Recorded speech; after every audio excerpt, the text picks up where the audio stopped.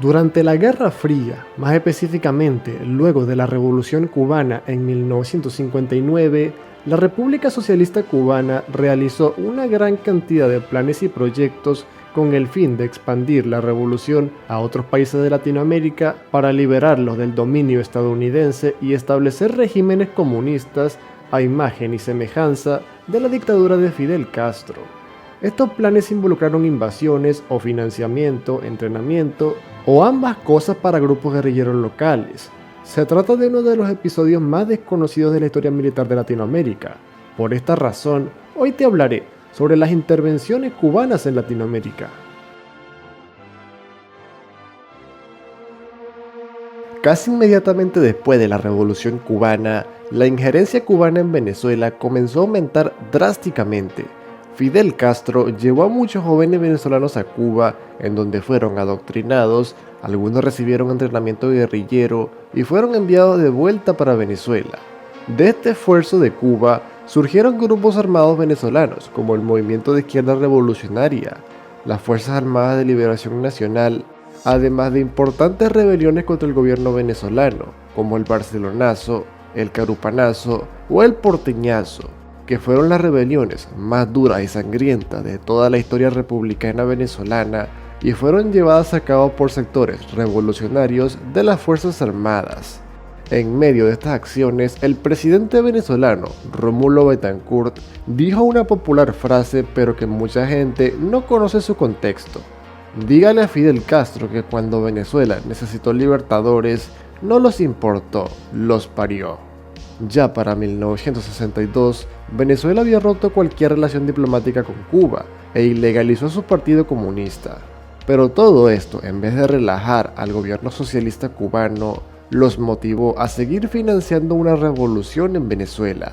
Esta vez, claro, con una estrategia diferente. Esta estrategia era el foquismo. En términos resumidos, el foquismo consistía en la creación de un grupo revolucionario en algún punto geográficamente aislado, pero con mucha población campesina. Con el tiempo, en este punto se terminaría formando un foco revolucionario, que terminaría por expandir la revolución para todo el país. En el caso de Venezuela, el punto seleccionado para la creación de un foco revolucionario fueron las montañas al este de Caracas, en el norte del país. Este punto parecía perfecto, pues, además de cumplir con los requisitos del foquismo, quedaba muy cerca de la costa del Mar Caribe, por lo tanto, muy cerca de Cuba. En 1967, las tensiones entre Cuba y Venezuela llegaron a su punto más alto. Ese año, guerrilleros venezolanos entrenados en Cuba, en compañía de militares cubanos, realizaron 2 desembarcos en la costa venezolana. El primero fue en la playa de Tucacas, y el segundo, el más importante, fue en la playa de Machurucuto. Este segundo desembarco tenía como objetivo auxiliar el proyecto de foco revolucionario en las montañas al este de Caracas, que ya para ese momento estaba siendo llevado a cabo por el Movimiento de Izquierda Revolucionaria, grupo armado venezolano que, como ya se mencionó, había recibido financiamiento y entrenamiento en Cuba. Sin embargo, la operación terminó saliéndole bastante mal para los comunistas.